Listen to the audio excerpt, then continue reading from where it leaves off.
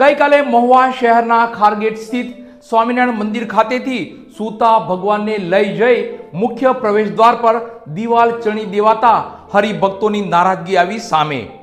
એવું તે શું કારણ હોઈ શકે કે સૂતા ભગવાનને લઈ જવા પડ્યા?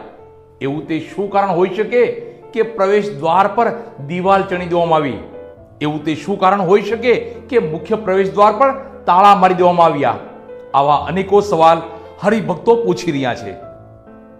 મહુવા શહેરના ખારગેટ ખાતે આવેલ સ્વામિનારાયણ મંદિરમાં ગઈકાલે અડધી રાત્રિએ ભગવાનને લઈ જઈ મુખ્ય પ્રવેશ દ્વાર ખાતે દિવાલ ચણી દેવાય। આ બનાવ બનતા જ સ્વામિનારાયણ સંપ્રદાય ધર્મ જગતમાં ઘેરા પ્રત્યાઘાતો પડ્યા છે। હરિભક્તોની લાગણી દુભાઈ છે, હરિભક્તો નારાજ થયા છે। અડધી રાત્રિએ સૂતા ભગવાનને લઈ ગયા એવું બિલકુલ ન કરી શકાય। વિધિ વિધાન સાથે ભગવાનને લઈ જવા જોઈએ અને વિદ્વાન આચાર્ય દ્વારા જ પ્રતિષ્ઠા કર્યા બાદ આરતી કરાય છે। તેના બદલે કોઈ પણ પૂજન વિધિ કર્યા વગર જ નવા મંદિરે ભગવાનની આરતી પણ કરી દેવાય છે।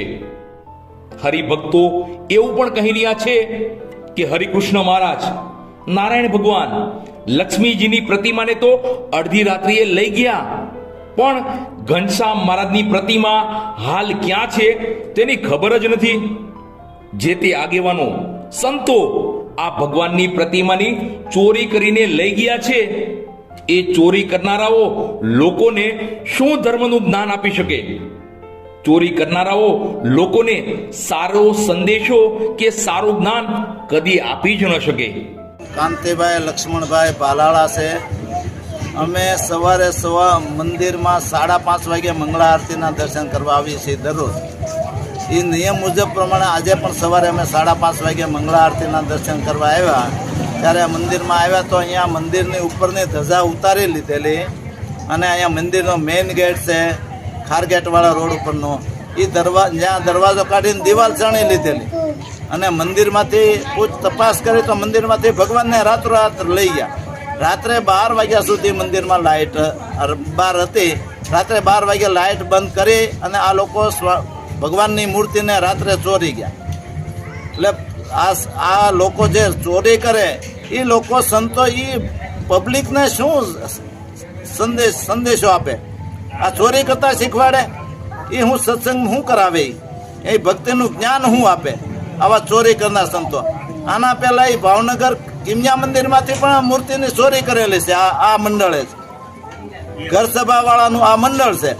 ઘર સભા વાળા અમથા મોટી ઘર સભા કરે તો આવું જ્ઞાન આપે છે રાત્રે મૂર્તિ ચોરી જવાનું? એના સંતો રાત્રે મૂર્તિ ઉપાડી જાય અને મૂર્તિ સ્વામિનારાયણ ભગવાન સ્વામિનારાયણ ધર્મમાં આચાર્ય મહારાજ છે એ મૂર્તિને ઉત્થાપન કરી શકે અને મૂર્તિમાં પ્રાણ પણ આચાર્ય મહારાજ પૂરી શકે। આચાર્ય મહારાજ સિવાય આ લોકો તો રાત્રે બ્રાહ્મણ ગમે ત્યાંથી જુનાગઢથી બ્રાહ્મણ લાવ્યા અને મૂર્તિનું ઉત્થાપન કર્યું અને ત્યાં નવા મંદિરે એને મૂકી દીધી અને ત્યાં સવારે આરતી પણ ઉતારી લીધી।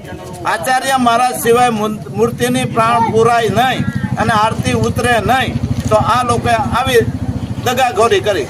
એટલે આવું ગેરવ્યાજબી આ બધું આ લોકો ષડયંત્ર કરે છે। હરિભક્તોની વેદનાની વાત કરીએ તો સવારે જ્યારે હરિભક્તો મંગળા આરતી કરવા મહુવાના ખારગેટ ખાતે આવેલ સ્વામિનારાયણ મંદિરે પહોંચ્યા ત્યારે ત્યાં મંદિરના મુખ્ય પ્રવેશ દ્વારે દિવાલ ચણાઈ ગઈ હતી, તો બીજા દરવાજા પર તાળા મારી દેવામાં આવ્યા હતા।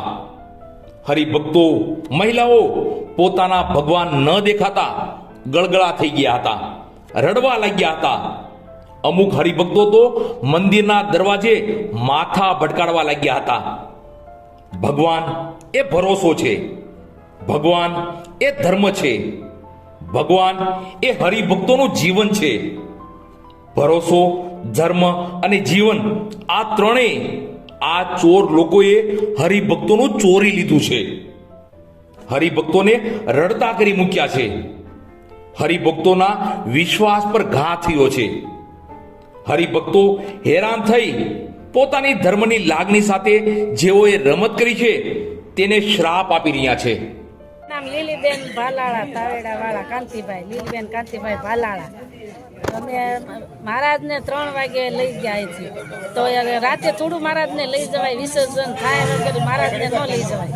તો એ મહારાજને લઈ ગયા, ધજાઓ ઉતારી લીધી, પછી દરવાજો હતો એ કાઢી અને ત્યાં દિવાલ ચણી લીધી. તો અમે મંગળામાં દર્શન કરવા આવ્યા, તો અહીંયા ક્યાંય દર્શન જ નહોતા. મહારાજને તો લઈ ગયા હતા. અમે દરવાજે હાર મૂકીને વૈયા ગયા, રોઈ મહારાજને વિરહમાં મંદિરમાં ઓલા માથા પછાડીને વૈયા ગયા છે.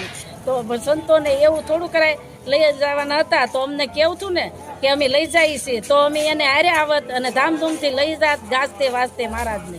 તો એને આવી રીતે ન લઈ જવાય ને મહારાજને, વાત તો કરવી જોઈએ ને બધા હરિભગતને. એ અમને દુઃખ લાગ્યું, બીજું કાંઈ નહીં. અમે ના નહોતા પાડતા, લઈ જવાના જતા, ભલે લઈ જાય મહારાજ નવા મંદિરે જાય, પણ આમ ન લઈ જવાય. એમાં મહારાજની મરજી ન હોય તો રાતે 3 વાગે મહારાજને કોઈ ઉઠાડે નહીં, એને બદલે મહારાજને જગાડીને લઈ ગયા.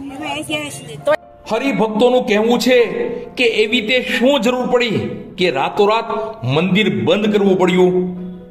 એવી તે શું ઉતાવળ હતી કે રાતોરાત સૂતા ભગવાને લઈ ગયા? એવું તે શું કારણ હશે કે રાતોરાત મંદિરના મુખ્ય પ્રવેશ દ્વારે દિવાલ ચણી દેવાય? એવું તે શું કારણ હોઈ શકે કે આ લોકોએ હજારો હરિભક્તોની ધર્મની લાગણી દુભાવી? એવું તે શું કારણ હોઈ શકે કે હરિભક્તોની આસ્થા સાથે આ લોકોએ રમત રમી? પણ એવું તો ચોક્કસ કહી શકાય કે ધર્મ જગતનો આ અધ્યાય ખોટો લખાણો છે. આ અધ્યાય કદી નહીં વિસરાય.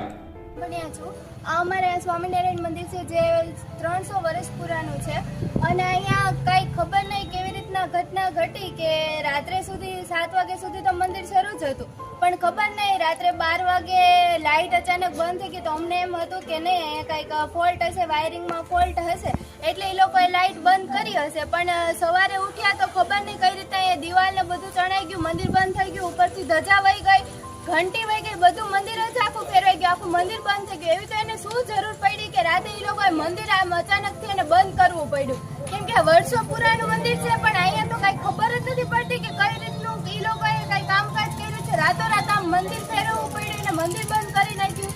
તો તમે અહીંયા જાણ કરી શકો છો કે જો તમે આ મંદિર બતાવો, મંદિર બતાવો.